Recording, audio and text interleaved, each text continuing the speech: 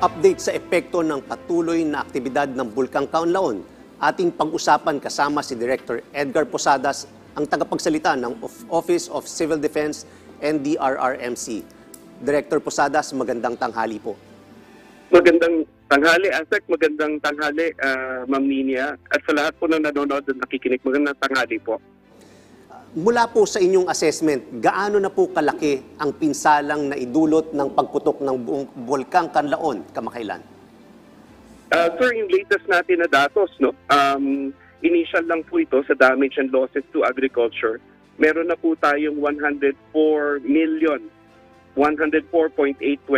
million ang losses po to agriculture. Ito po ay base ng Department of Agriculture Bulletin number 2. Sa dalawang region po ito, sa Western Visayas at saka sa Central Visayas. At tayo po ay nakapagkaloob na ng assistance totaling 11.346 million sa mga nasalanta pong pamilya doon sa sa dalawang region na apektado po. Uniform sila na. Nitong nakaraang linggo ay itinaas po ninyo ang Blue Alert status sa paligid ng Mount Canlaon.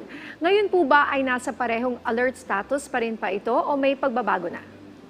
Sa ngayon, Ninya, ganun pa rin. Kasi even yung ating hindi lamang po doon, but to complement yung mga efforts doon. Kasi sa utos na rin po ng ating Pangulo at ng ating butihing Secretary ng National Defense at si Undersecretary ni Pomoceno din po, tutukan at ay patuloy yung coordination lahat po ng region, Region 6, 7, and also our NDRIM OC po dito sa Camp Aguinaldo ay naka-blue alert po para mas makatutok lang po.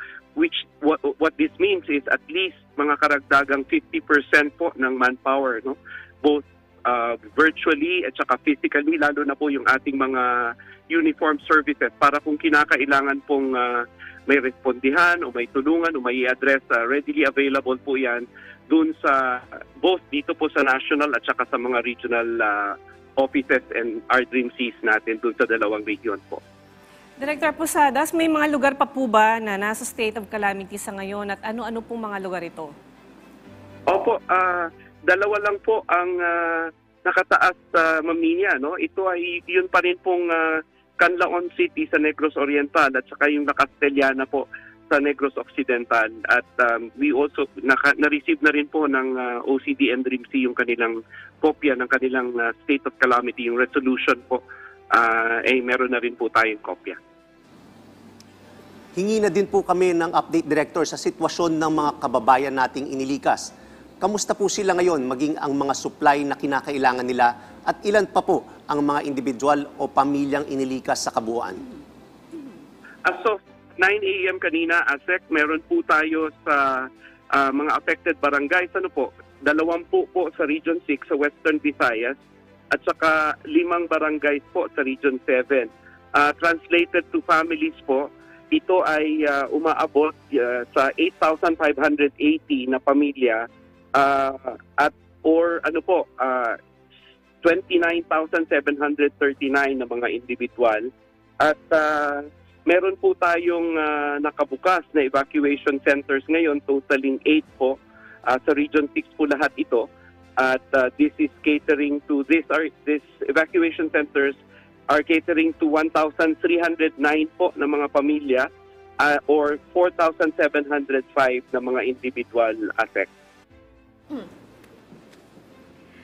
Ayon po sa ilang local officials, dahil po sa mga pag-ulan, ay nagdulot daw po ng lahar flow sa ilang mga lugar na naging dahilan ng pagkontamina ng water supply doon.